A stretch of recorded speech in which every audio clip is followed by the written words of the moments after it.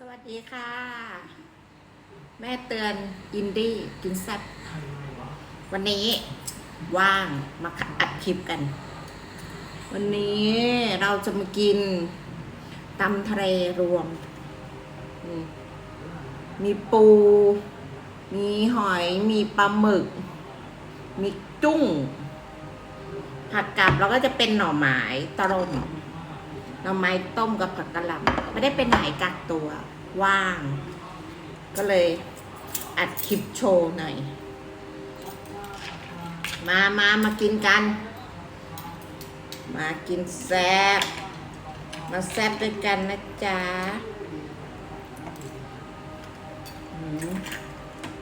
อร่อย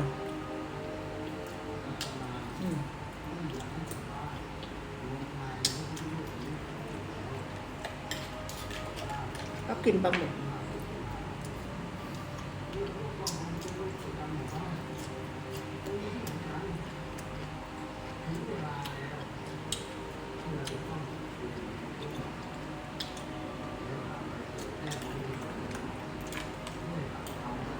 กุ้งชอบมากอร่อยเวอร์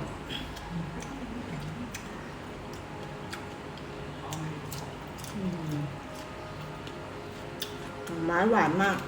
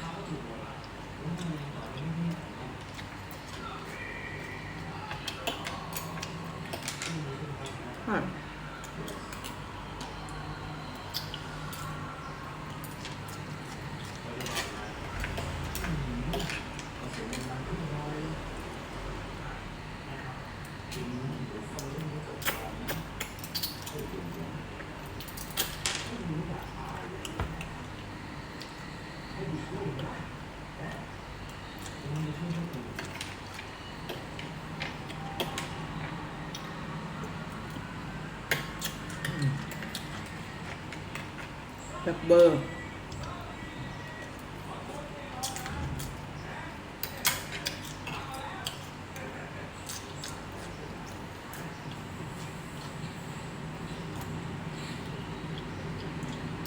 ถ้าลมแรงไปหน่อย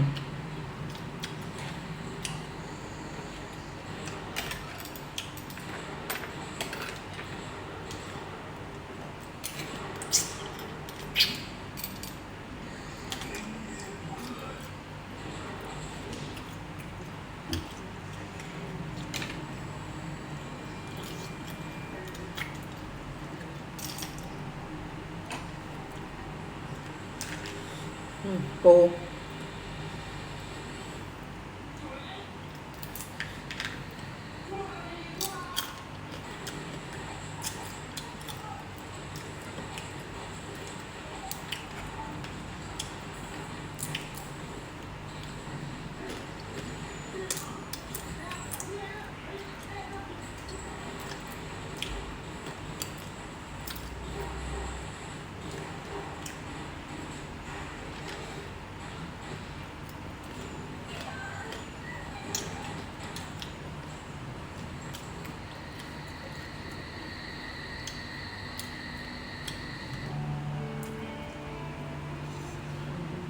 ปูก็สุด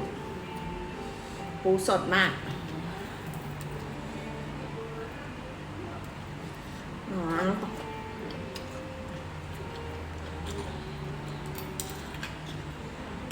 เป็นปลาหมึก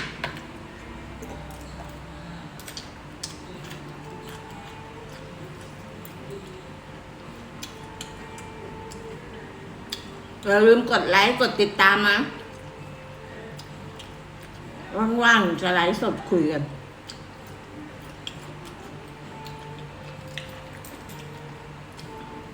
หอย